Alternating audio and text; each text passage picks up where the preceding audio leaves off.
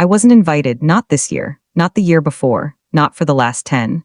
The email arrived on a Tuesday, subject line cheerful, desperate to sound warm, Whitmore Family Retreat 2025. RSVP by Friday.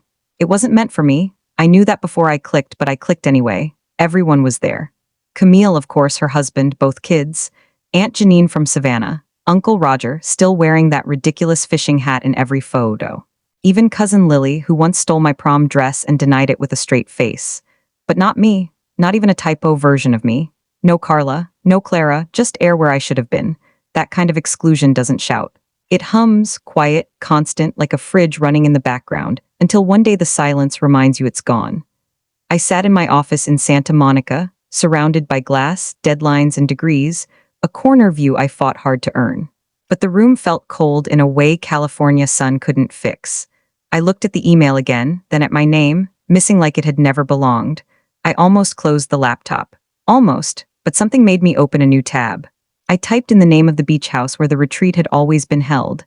A wide, whitewashed house on the Georgia coast. Porch swing, twinkle lights. The last place I saw my father laugh before his stroke made it hard. And there it was. A new listing, not for rent, for sale. No group text, no call, not even a just so you know. I read every line. Price lowered, seller motivated, deed under review. I recognized the agent. The same woman who handled my grandmother's property.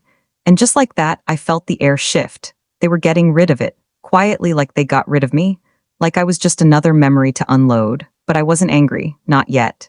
I closed the tab, turned to the bookshelf behind me. There it was.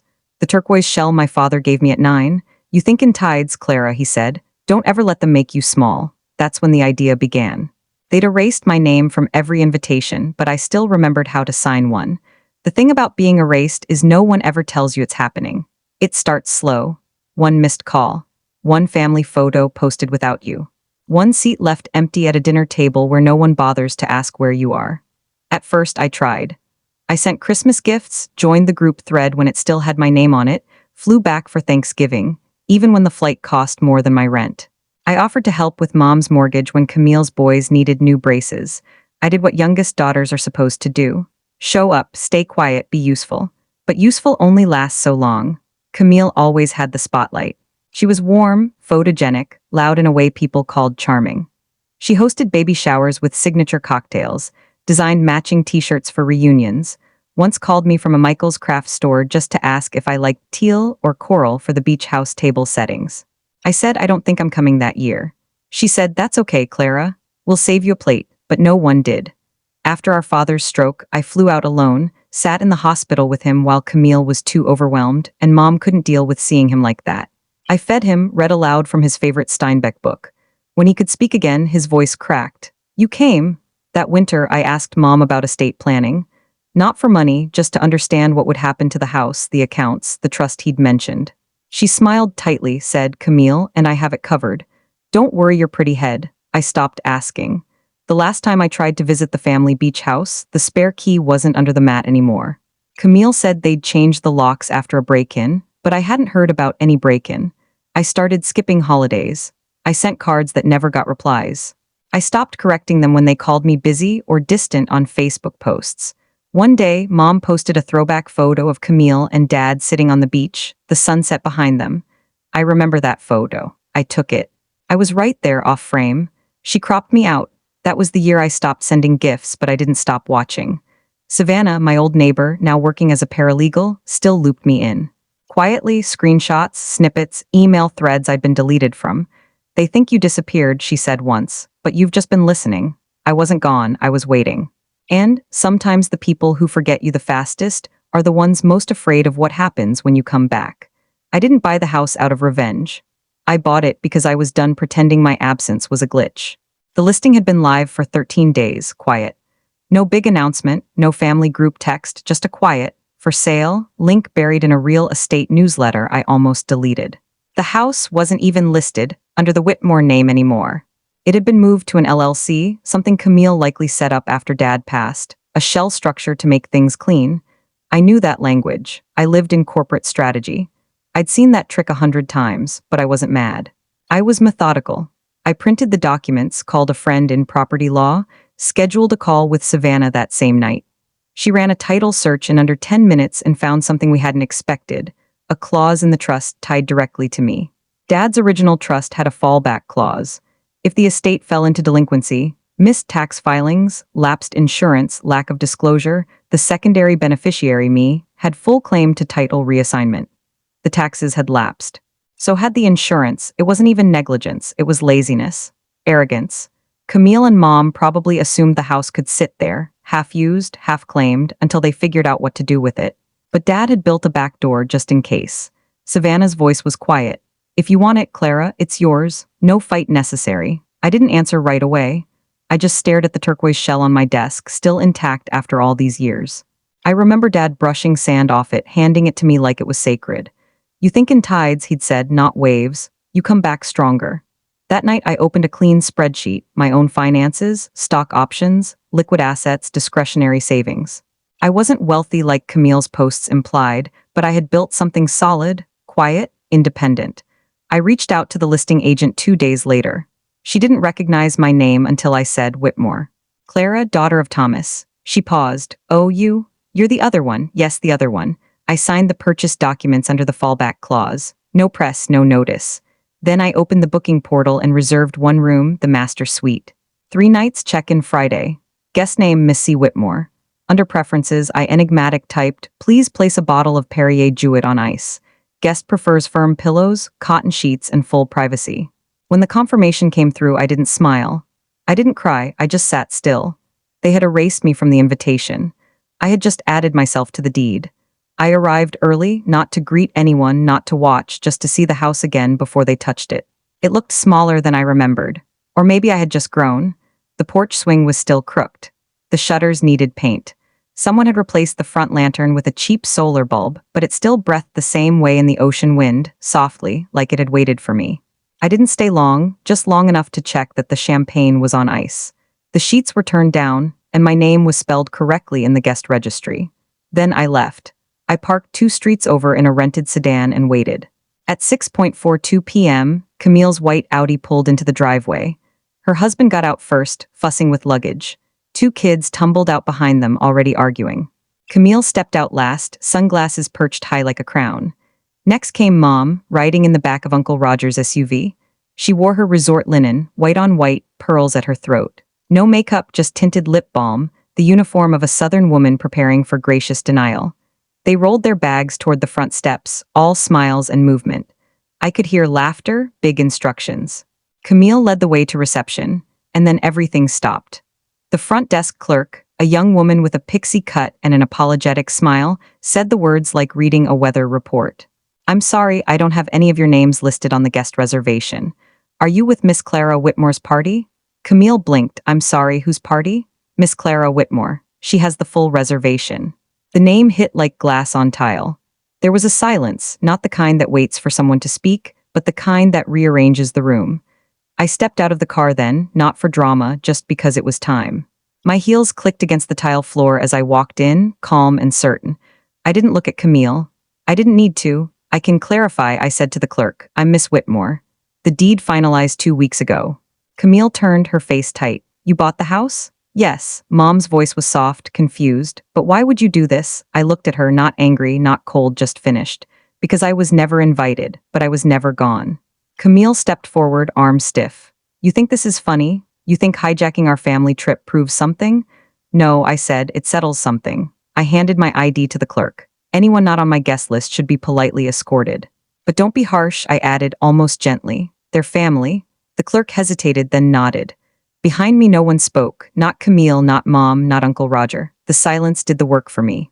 Let them explain it to each other. Let them say my name. They left the front desk without a word.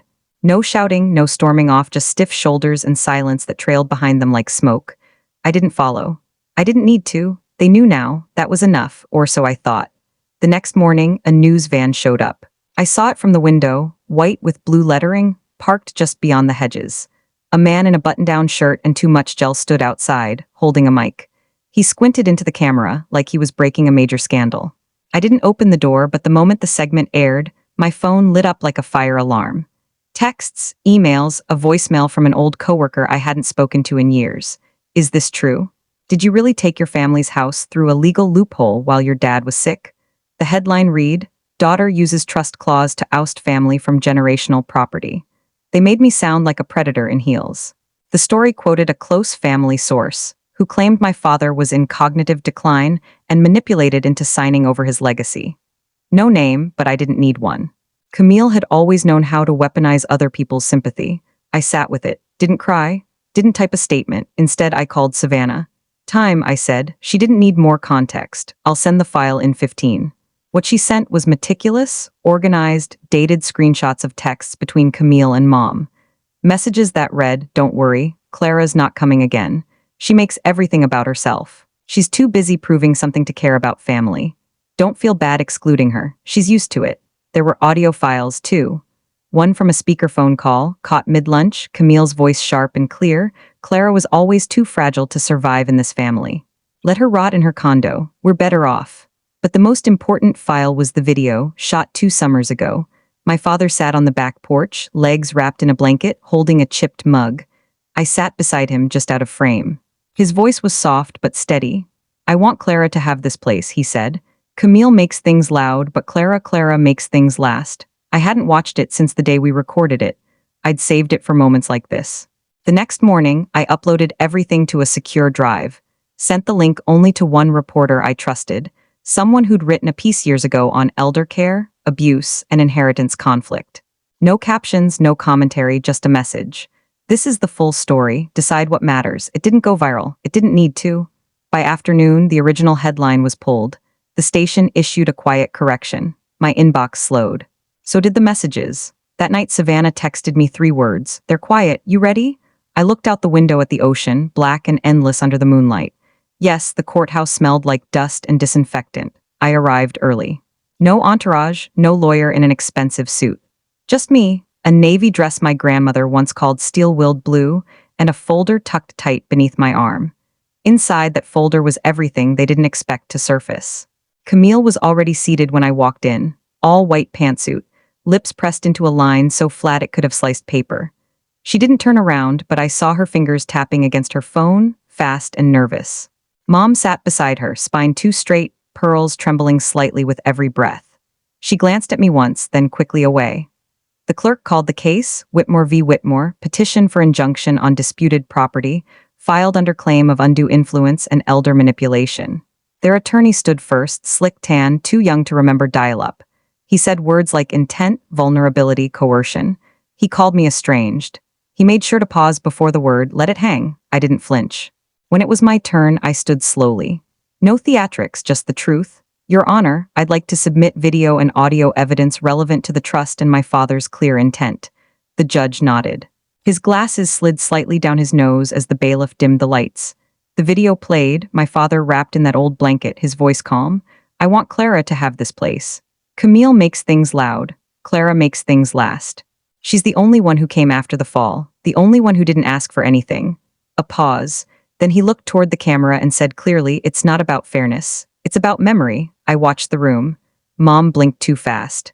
Camille's jaw twitched. Then came the audio, the call, her voice. Let her rot in her condo. She was never part of this family. She should have been easier to control. Silence followed. Not the stunned kind, the resigned kind. The judge leaned back, tapped his pen once, twice. This court finds no grounds for the petition. The evidence confirms clarity of mind and direct intention from the deceased. The language used by the plaintiff suggests exclusion, not misunderstanding. He removed his glasses. This court does not resolve emotional wounds. It enforces law, and in this case the law is clear. He banged the gavel. Petition denied. Camille stood, fists clenched but still.